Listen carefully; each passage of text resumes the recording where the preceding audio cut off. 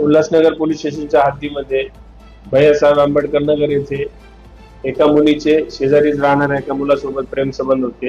ते प्रेम संबंध आईला मान्य नव्हते.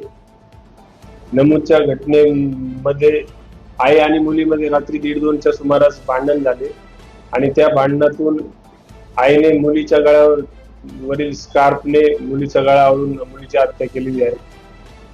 घरात कोण कोण होतं? घरात त्यावेळी हॉलमध्ये आई आणि मुलगी होती आणि बेडरूम मध्ये मुलीचे वडील आणि तिचे 2 भाऊ झोपलेले होते. नक्की सगळ्या मागे काय म्हणजे हेच कारण आहे की दुसरं काय? नाही, हेच कारण आहे. मुलीचे प्रेम संबंध आईला मान्य नव्हते. त्या घटनेतून आईने रागाच्या भरात आईला ताब्यात घेण्यात आले असून पुढील कायदेशीर कारवाई करीत आहोत. मुलीचं नाव काय सांगा ना? मुलीचं नाव आरोपीचे नाव आशा गरुड आहे. 40 वर्ष, वय 40 वर्ष.